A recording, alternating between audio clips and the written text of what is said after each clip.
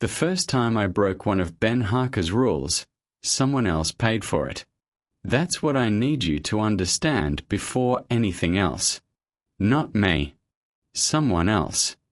I've been driving supply runs in Northern Ontario for 6 years. Timmins to Hearst, Hearst to Kapuskasing, the long pull-up 11 toward Nipigon when the regular guys call in sick or the weather pushes schedule sideways. I'm not a lifer.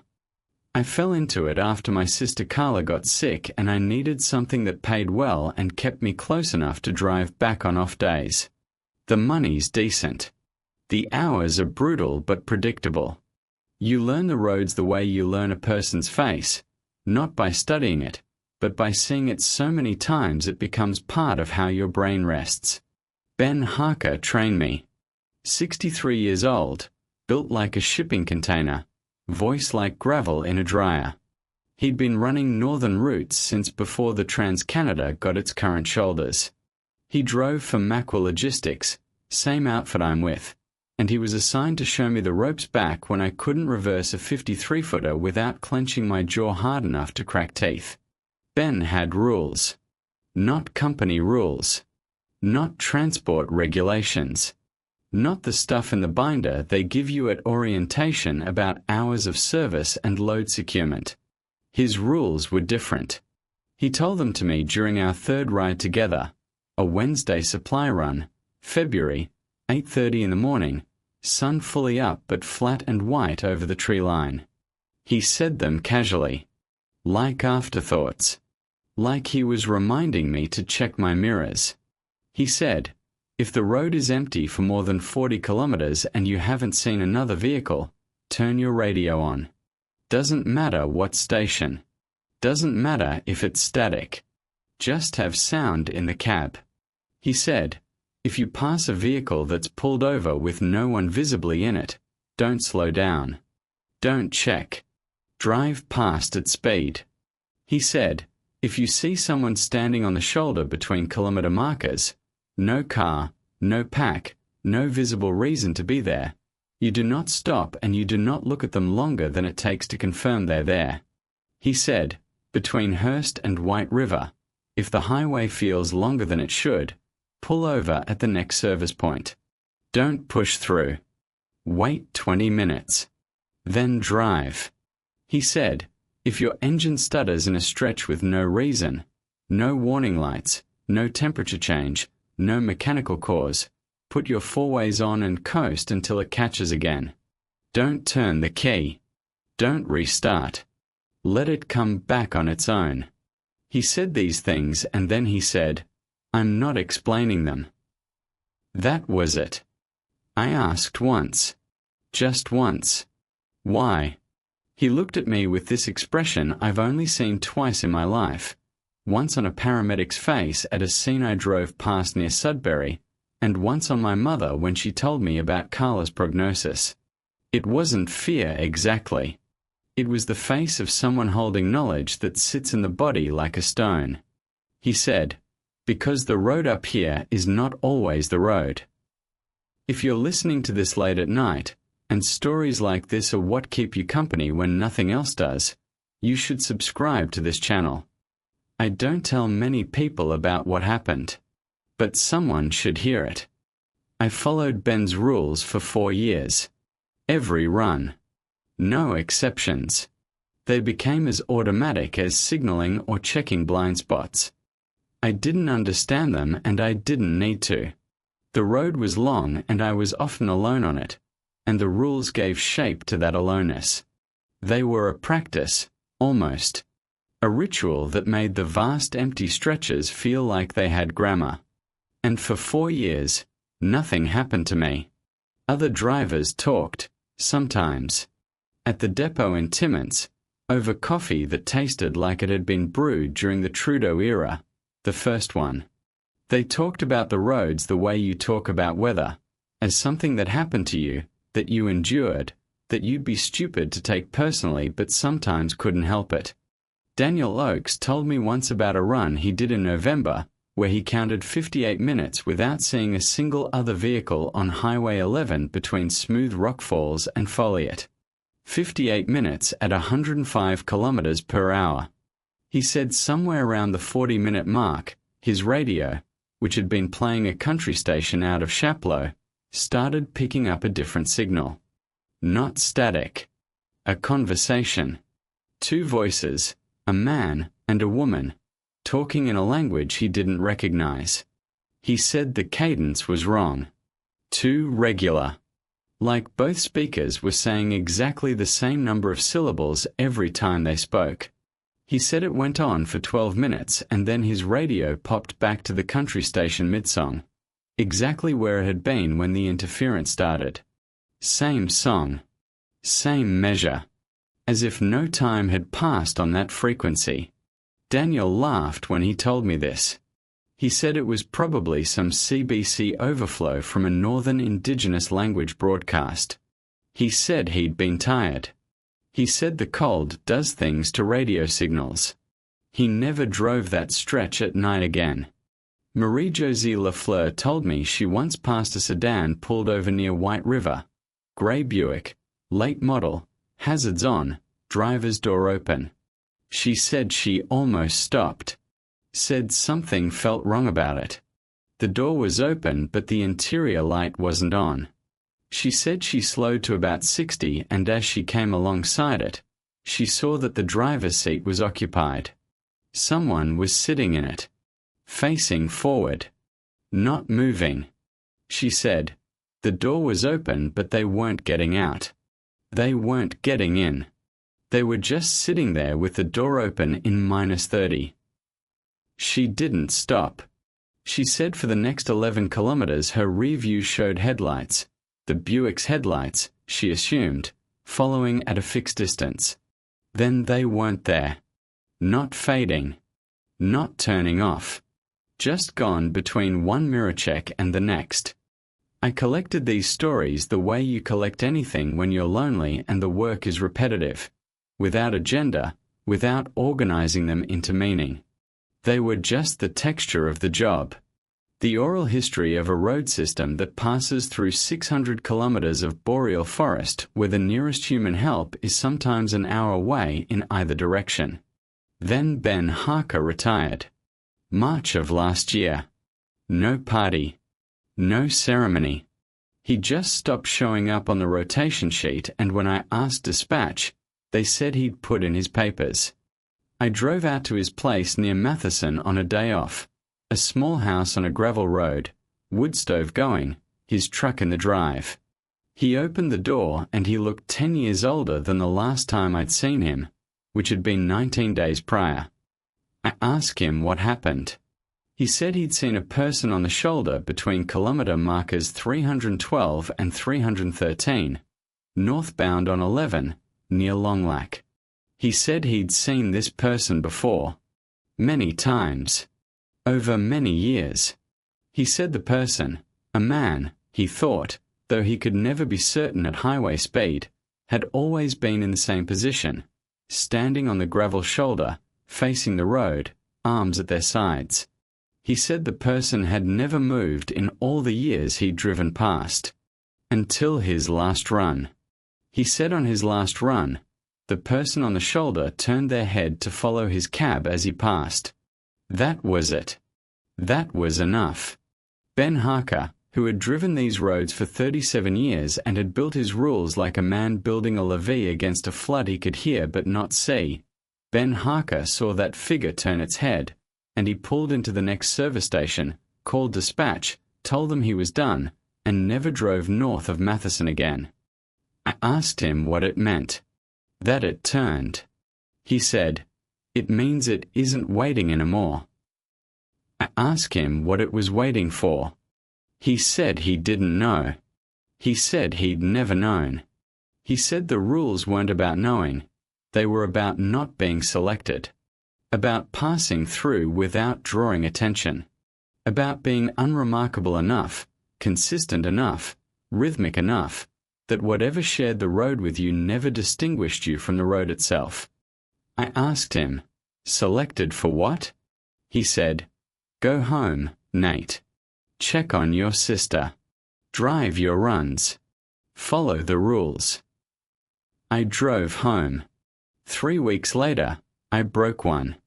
It was a Thursday, April 17th, 2:15 in the afternoon, broad daylight, overcast but bright, the snow pulling back from the shoulders in that grey-brown way it does in spring.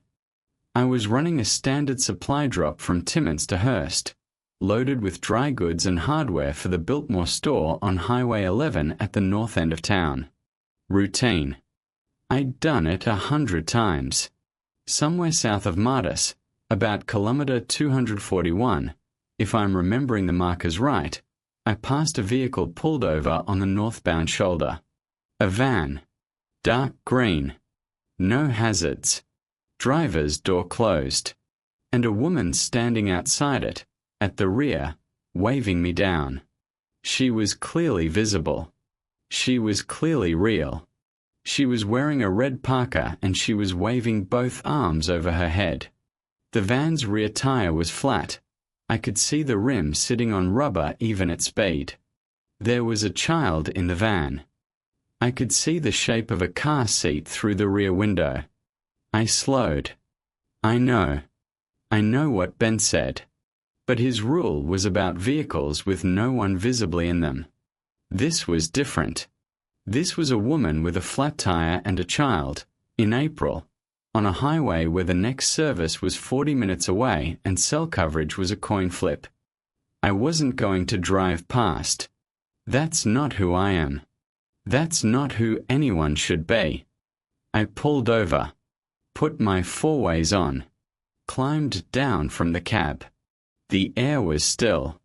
No wind. The trees on both sides of the highway stood motionless, that particular boreal stillness that feels less like calm and more like held breath. I could hear my engine ticking. I could hear meltwater running in the ditch. Nothing else. No birds. No traffic in either direction. The woman walked toward me. She was maybe 35. Dark hair under a wool hat. She was smiling, a relieved, grateful smile, and she said thank you, said she'd been waiting 20 minutes, said her phone had no signal, said her spare was in the back but she couldn't get the jack positioned right. I said no problem. I walked to the rear of the van. The tire was flat. The van was real. The license plate was Ontario. I remember the format, the blue on white. I remember the registration sticker was current. I remember a bumper sticker, a faded Parks Canada logo. Everything was normal. I looked through the rear window at the car seat. It was empty. Not the child had gotten out. Empty in the way a car seat is empty when no child has been in it. No blanket. No toy. No crumb. The straps were buckled across nothing, pulled tight the way they come from the factory. I turned to look at the woman. She was standing between me and my truck, still smiling. But the quality of the smile had changed, or I had changed, or the light had. I couldn't tell. Her eyes were on mine and they weren't blinking and the smile was still there, but it was a smile the way a photograph of a smile is a smile, present but not happening. I said, "Where's your kid?" She said, "In the van." I said, "The car seat's empty." She didn't answer. The smile didn't change. Her eyes didn't move. I felt something then that I've never felt before and hope I never feel again. It wasn't fear. It was recognition without content. The certainty of knowing without knowing what. Like a word on the tip of your tongue, but the word is danger and the tongue is your entire nervous system. I walked past her. I didn't run. I walked. I got back in my cab. I put it in gear. I pulled onto the highway. I watched my mirrors. The woman didn't move. She stayed exactly where she'd been standing, between where my truck had been parked and her van, facing the direction I'd gone, getting smaller in the mirror. At 3 kilometers, she was still visible, still facing my direction. At 5 kilometers, She was gone. I drove to Hearst. Made my delivery. Called Carla from the Biltmore parking lot. She answered on the second ring, sounded fine, asked me why I was calling at a weird time. I said I just wanted to hear her voice. She said I was being strange. I said I knew. I called Ben that night. He didn't answer. He didn't answer the next day either, or the day after. On the fourth day, I drove to Matheson. His truck was in the drive. His door was locked. I peered through the window and his house was empty. Not empty as in abandoned, empty as in he wasn't there. Coffee mug on the counter. Wood stove cold. TV off. Coat on the hook by the door. His truck was there. His coat was there. Ben was not. I called the OPP. Filed a wellness check. They went out the next morning and confirmed. House empty, no signs of disturbance, vehicle present. They asked me when I'd last spoken to him. I said 3 weeks prior. They asked if he had family. I said a brother in Thunder Bay who I'd never met. They found the brother. The brother hadn't heard from Ben in 2 months. The brother said this wasn't unusual. Ben Harker has not been found. After Ben disappeared, I thought about quitting. Thought about it seriously. Sat with the idea for a full week, turning it over the way you turn over a stone you found in a field, looking at it from every angle, checking whether the thing underneath was something you could live with seeing. I didn't quit. I needed the money. Carla's treatment had shifted to a new protocol and the drugs weren't covered. The math was simple and it was louder than the fear. But I went back to the rules. Strict. Perfect. No deviation. For 2 months, nothing happened. Then June came. June 7th. A Saturday run, unusual for me, but I'd picked up an extra shift. Capescasing to Hearst and back, a short loop, daylight the whole way. The sun doesn't set until past 9:30 that time of year. The road was dry. The trees were full and green.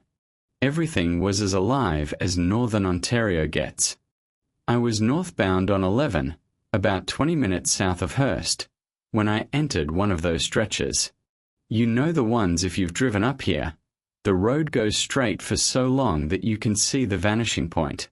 Both lanes disappear into a single spot on the horizon and the forest on either side is uniform, undifferentiated, like wallpaper. The sky was clear. I hadn't seen another vehicle in 31 minutes. My radio was on. Ben's Rule. A classic rock station out of Timmins, playing something I don't remember. I was alert. I was watching. I came around a very gentle curve, barely a curve, more a suggestion of one, and there was a vehicle ahead of me in the northbound lane. A truck. A supply truck. Same model as mine. Same livery. Macwa Logistics. Orange and black. 53-foot trailer. Moving at roughly the same speed I was. I didn't think anything of it at first. We run multiple trucks on the same routes all the time. I figured it was Paulson or Demers on a parallel schedule. I maintained distance. Normal driving. But after a few minutes, I noticed I wasn't gaining on it and it wasn't pulling away. The gap between us was constant. Perfectly constant.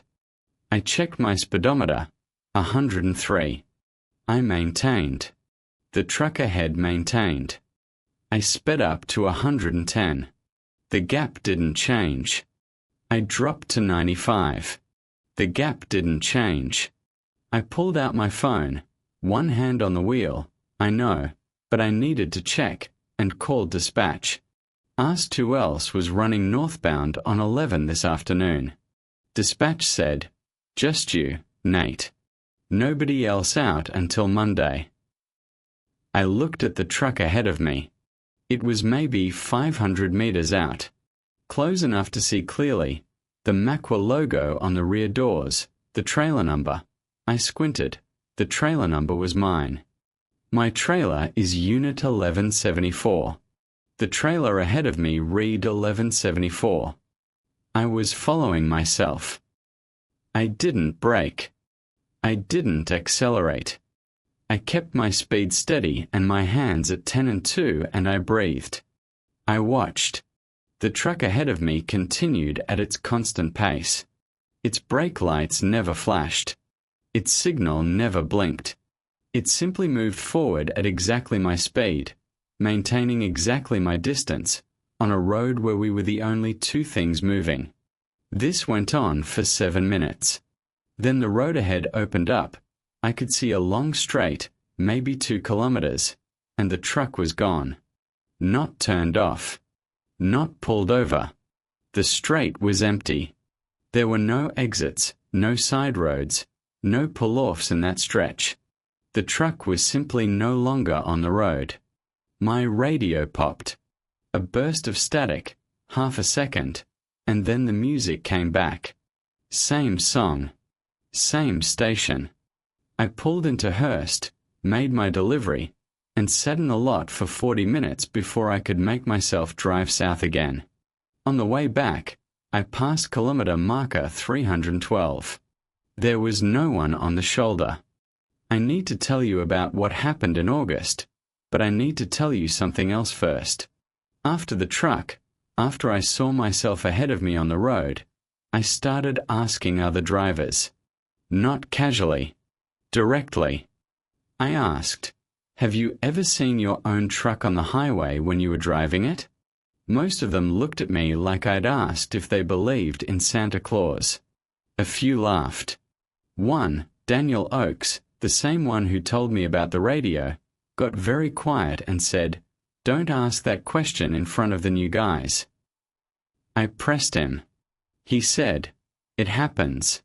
It's not common. When it happens, you don't chase it and you don't talk about it." I said, "What is it?" He said, "It's the road showing you where you'd be if you weren't here." I didn't know what that meant. I still don't, entirely. But I think I understand it differently now than I did then. Carla got worse in July. The new protocol wasn't working the way they'd hoped.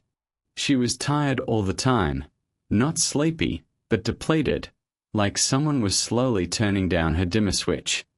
I visited her every day off, drove down to Timot's General, sat with her, brought her the specific brand of ginger candy she liked from the Hearst pharmacy.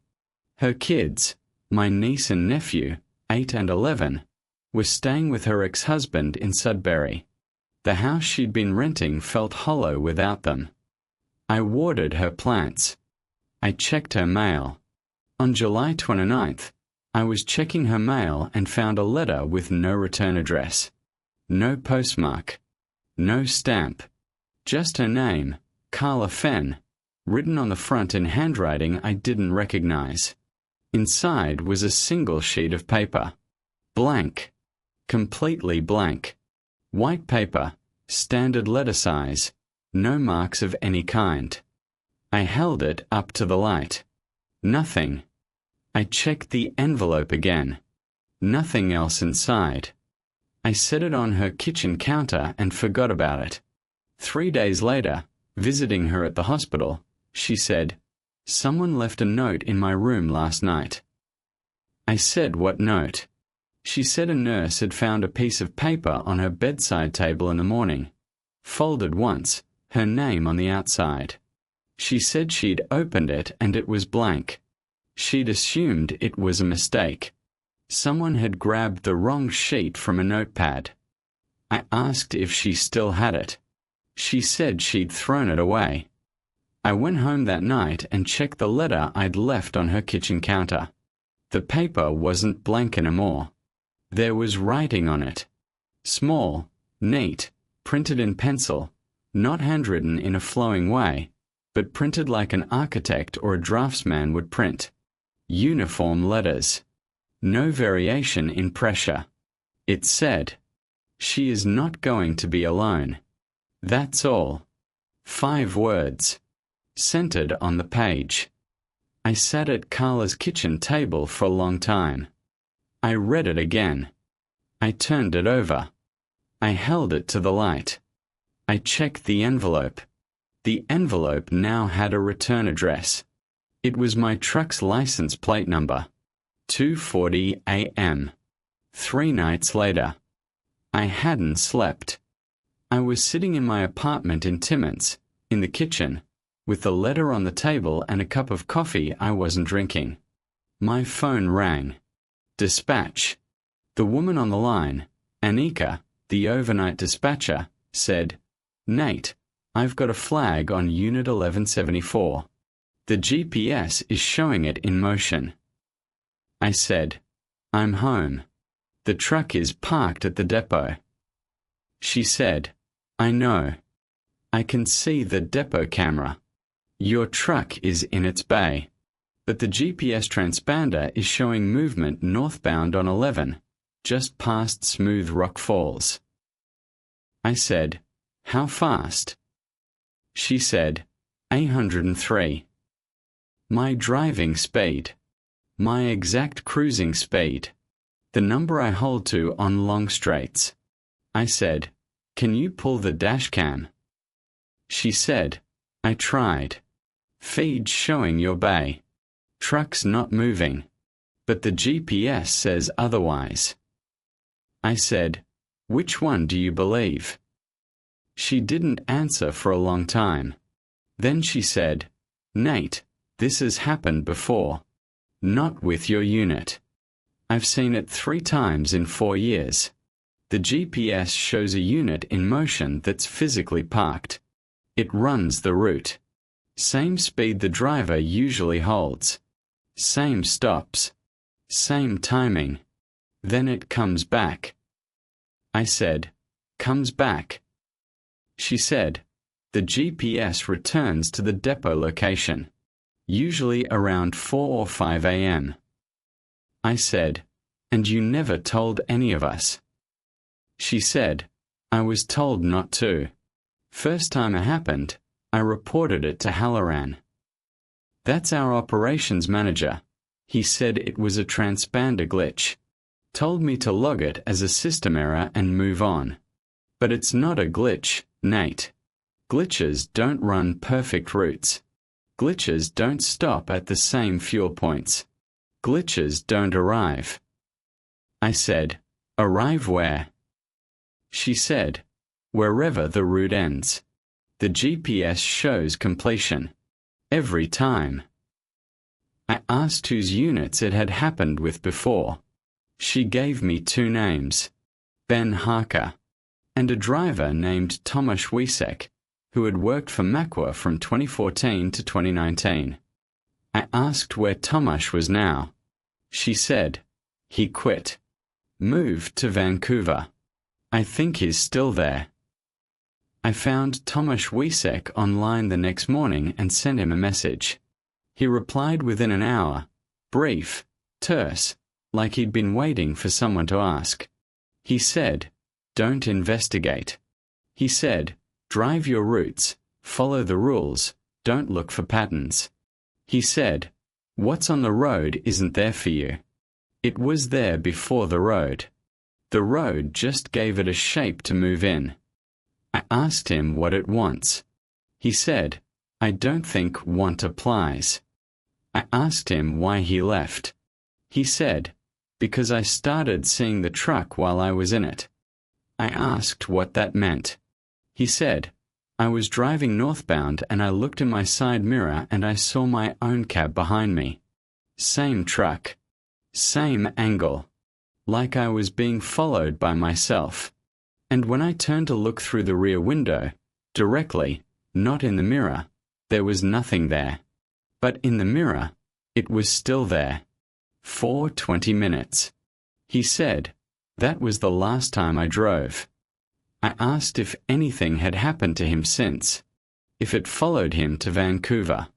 He said, no. He said once you stop driving the route, it stops.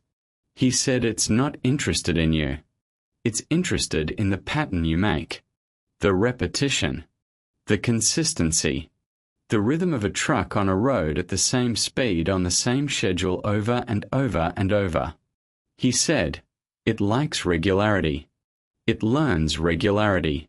And when it's learned yours well enough, it starts rehearsing it. That word. Rehearsing. I asked him what it's rehearsing for. He didn't reply. August 14th. I need to tell this part carefully. Carla was in the hospital. She wasn't getting better. The doctors were talking about palliative timelines, not immediately, not urgently, but the word had entered the conversation, and once it's there you can't unhear it. I was driving more, not less. The work kept me level. The road was familiar. I followed the rules. August 14th was a Tuesday. I was running the long haul, Timmins to Nipigon, a full day, leaving at 5 a.m. and arriving in the late afternoon. Heavy load. Mining equipment bound for a site north of Nipigon. The sun was up by 6 and the day was clear and warm. I was alone on the highway for the first 90 minutes. Not unusual that early. I had my radio on. I had my coffee. I was steady. At approximately 7:40 a.m., about 15 kilometers east of Hornpain, I saw a vehicle approaching in the southbound lane, coming toward me. This was normal, first oncoming traffic of the day. It was a Macwa truck, same as mine, orange and black, 53-foot trailer. I watched it approach. The closing speed between two trucks moving at highway speed gives you about 6 seconds of clear visual before you pass each other. I watched it come. The driver was visible in the cab. It was me. Not someone who looked like me. Me. My face. My hat. The blue Carhartt beanie I was wearing at that moment. My posture. My hands on the wheel at 10 and 2. We passed each other. I saw myself in the other cab for perhaps 2 seconds. My face was turned slightly toward me, toward the version of me that was actually there, actually driving. And the expression on that face was one I recognized. It was the expression Ben Harker had shown me when I asked him why. It was the face of someone holding knowledge. The other truck passed. I checked my mirror. It was there, receding southbound, getting smaller. Real. Casting a shadow. Present. I pulled over. I sat on the shoulder with my four-ways on for 15 minutes, gripping the wheel, breathing. Then I thought about Carla. Then I thought about the letter. She is not going to be alone. Then I thought about what Tomasz said, that it learns regularity. That it rehearses. And I thought, what if it's not rehearsing to replace me? What if it's rehearsing to continue me? I need to tell you what happened on September 3rd. Carla died on September 1st. Quietly, in the night, with no one in the room. The nurses said she was comfortable. They said it was peaceful. I was in Nipigon, 400 kilometers away, on a delivery I couldn't reschedule. I got the call at 5:47 a.m. I pulled over and I sat on the side of Highway 17 and I watched the sun come up over Lake Superior and I didn't cry. I couldn't. Something in me had locked shut. I drove back to Timmins that day. I handled the arrangements. I called her kids. I called her ex. I did everything you do when someone you love dies and you're the person who has to hold the machinery together. On September 3rd, 2 days after she died, I went to her house to begin sorting her things. I found 7 envelopes on her kitchen counter, all addressed to her, all in that same printed handwriting, all without stamps or postmarks. They had not been there when I'd last visited, September 1st, the morning before my run, the last morning I could have seen her alive and didn't. I opened them in order. The first contained a blank sheet. The second contained a blank sheet. The third said, "We have been watching her for you." The fourth said, "She was never frightened." The fifth said, "The road remembers what moves on it." The sixth said, "You gave us enough of yourself." The seventh was blank. But it wasn't paper. It was something that looked like paper but felt, under my fingers, like skin that had never been alive. Thin, smooth, slightly warm. And it didn't fold the way paper folds. It curved, like something that remembered being part of a different shape. I put it down. I left the house. I drove.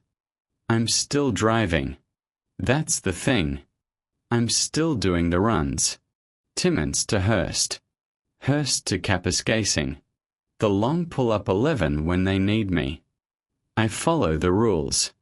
I don't see the other truck anymore. Not since September.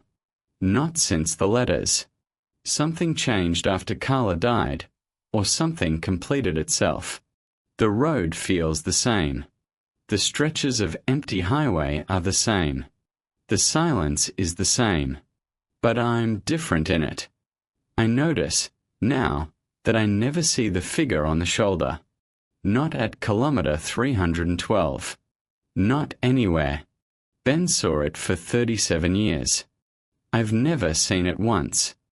I've driven that stretch maybe 200 times, and the shoulder has always been empty, which means either it was never there for me, or it was never there for me because something else was. I think about what Tomasz said, that it's interested in the pattern, not the person. The rhythm of a truck on a road. The consistency. But the letters were personal. They knew Carla's name. They knew she was sick. They knew I was afraid of her being alone when she died. And she wasn't alone. The nurses said she was alone. But the nurses were outside the room. The nurses checked on her at intervals. Between those intervals, they don't know. No one knows. Except that Carla, the last time I spoke to her, August 31st, the day before my Nipigon run, said something that I've turned over every night since. She said, "Nate, I think your truck came by the hospital last night." I said, "What do you mean?" She said, "I heard it. That specific engine sound. The one you make when you downshift on the hill by the overpass. I heard it going past, slow, like it was looking for the entrance. 3 in the morning. I said that wasn't me. She said, "I know. But it sounded like you." She said, "It was comforting." I don't know what's on the road with us. I don't know what it is or how long it's been there or what it's doing. I know it learns the pattern of a driver the way water learns the shape of a channel. I know it rehearses.